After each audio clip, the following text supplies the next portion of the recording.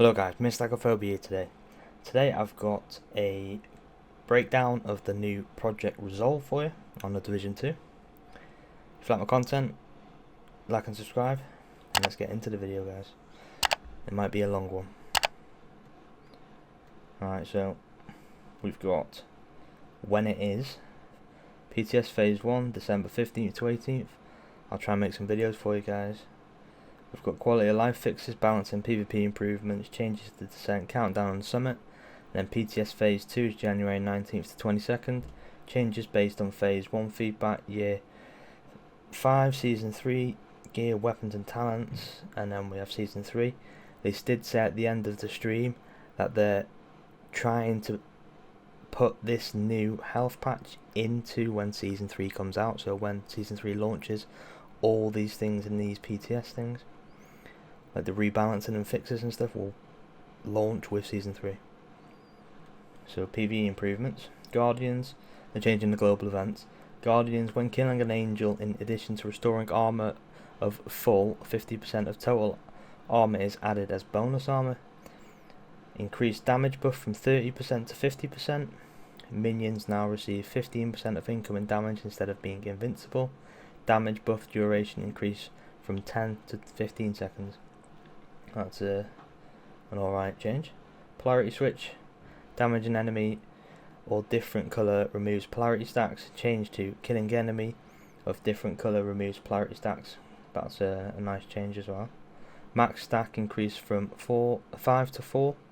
Damage bonus per stack increased from 20% to 25%.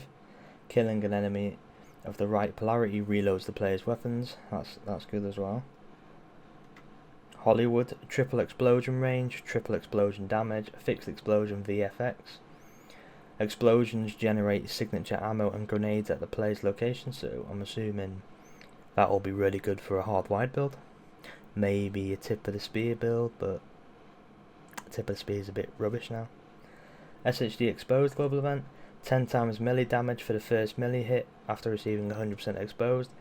Stacks are acquired 50% faster. Double pulse radius. Player takes 65% damage instead of 115% from pulsed enemies, which is mad. Non-pulsed enemies still deal full damage.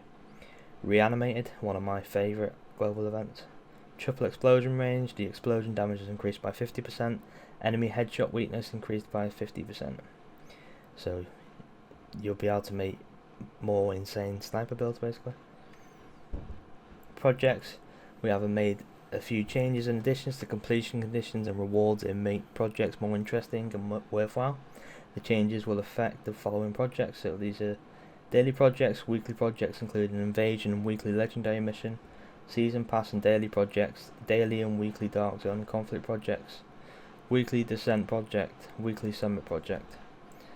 That's good for people that like doing projects, I guess. Game modes.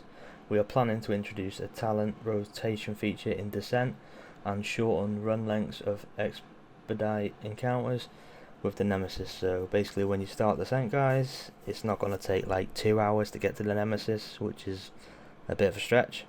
They're going to try and reduce that. Summit fans can anticipate the resolution of level 100 XP issue. So whoever's doing that, unlucky. Optimizations have been implemented in all 3 modes, countdown, descent and summit, leading to enhanced stability and performance overall. That's nice. Expertise. Project Resolve makes expertise upgrades more easily obtainable to ensure that the cost of upgrading are proportion to the benefits gained. Our intention is to prioritize the player's time by implementing this change. So usually guys, expertise, you have to spend a ridiculous amount of materials to get it up. That's why you see my builds on PC, I don't even bother. But because of this, I actually will increase my stats with expertise. But like 11 to 24 for example, 42, I'm pretty sure it was like 250 now. I might be wrong here, but correct me if I'm wrong in the comments. Weapon balancing. The general buff balance pass aims to enhance the appeal of less popular weapons and make them more engaging for all agents. The changes made to standard weapons may have impact on name and exotic weapons that are derived from them. However, to avoid intentionally overbuffing exotic and named weapons, certain buffs may not carry over. While most weapons are expected to inherit the base weapon buffs, some may remain unchanged to maintain balance. Additionally, all exotic weapons' third attribute will be reconfigurable. That is a really good change, guys. So, say I get the Eagle Bearer from a raid today, I can change the third talent, which you've never ever been able to change on the Eagle Bearer, or the Nemesis, or old exotics, recent seasonal ones you've been able to. But that is a really good change. That a lot of people will like that. Gear balancing. Our objective is to enhance the strength of the second and third piece brand set bonuses in order to reward the players for committing to a specific brand set. We want to make the third piece bonus more enticing while also making less utilized mechanics more relevant. So basically, like they said before, Empress International, first piece you get skill haste, I believe, and the second one you get 10% skill damage. Like now they're going to increase that to 20%, and then the third piece is 10% skill efficiency. So the second piece and third piece are going to be better, so you'll use brand sets more basically. But I don't really think people will do that, to be honest. People will still stick with gear sets mostly. New features. We have made several improvements to the inventory system. We have added a new menu called Tinkering, which combines the features of optimization and recalibration into one convenient location. And they added expertise menu into it as well. They mentioned that at the end of the stream, guys. This menu, along with the expertise menu and the talent attribute library, now have a separate tab in the inventory that can be accessed from anywhere, reducing the need to return to the base of operations. We will also adjust the optimization cost of reduce the expenses associated with upgrades. Additionally, we have introduced the option to directly send an item to the stash with a warning if the stash is full. Furthermore, we have implemented a feature that displays the stash item count when approaching it, eliminating the need to access to check the inventory.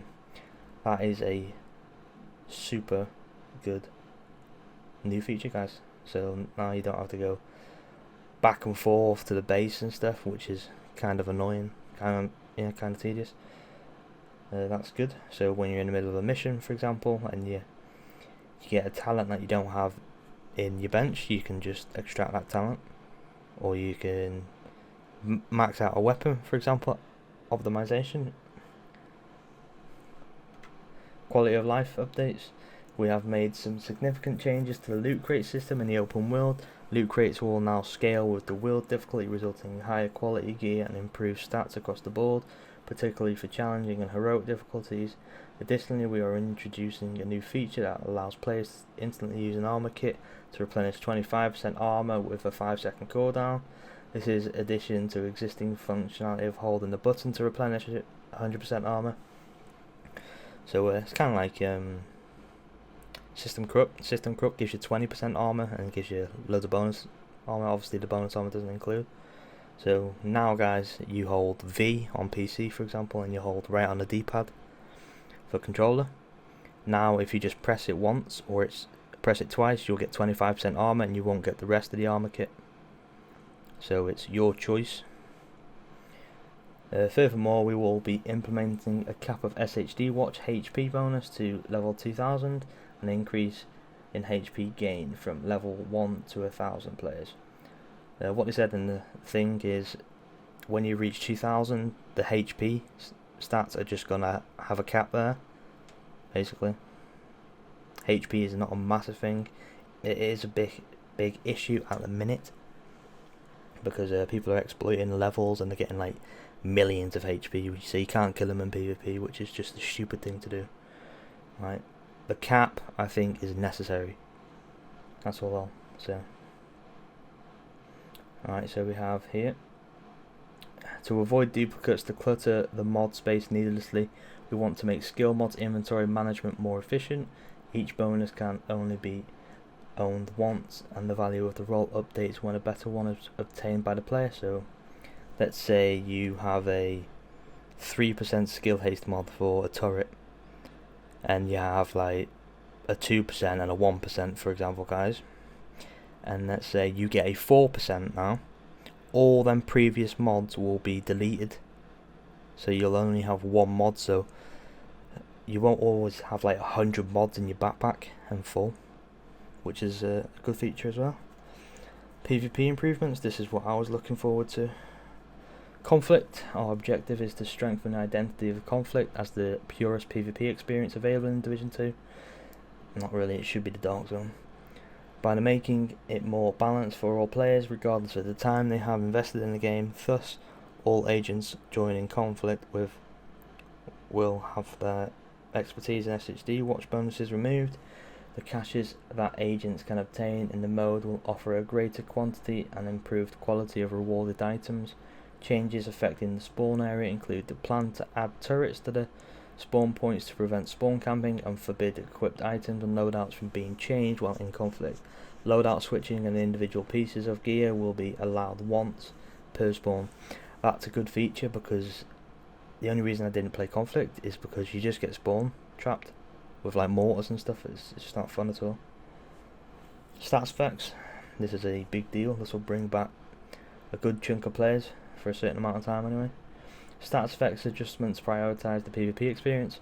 All the changes to stats effects include Project Resolve, focused on reducing their impact and introducing counterplays. The intention is to make stats effects in PvP more manageable and provide agents with additional options to counteract them.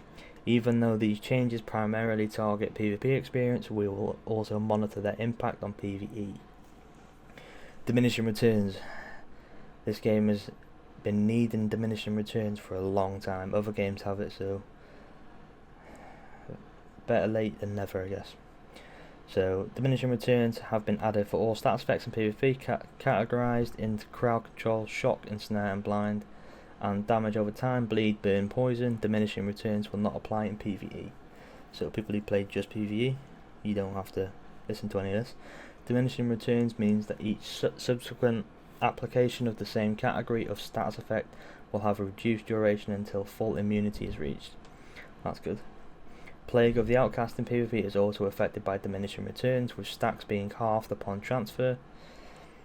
Additionally, the severity of immobilizing status effects has been reduced. 50% hazard protection for 5 seconds has been added. Once per target for all repair skills. Poison has been included in a list of effects that the booster hive cleanses, and boost duration now scales with skill tiers ranging from 5 seconds to a maximum of 6 seconds. That should be way more. 6 seconds, 5 to 6, and that should be like 10 seconds, 15 maybe. That's just my opinion. Talents, we aim to certain talents more viable for PvP addresses some balancing issues. Agents can expect the following talents to get a revision both in PvP and PvE. Weapon talents: Dr. Home, Octum, PvP only, Future Perfection, Swift, Thunderstrike and Perfect Thunderstrike, Big Game Hunter, Briefly, Perfect Preservation, Flatline and Perfect Flatline. Gear talents: Glass Cannon and Perfect Glass Cannon, Intimidate and Perfect Intimidate, Makeshift Repairs, Process Refinery, Improved Materials, Obliterate, Unbreakable and Perfect Unbreakable, PvP only.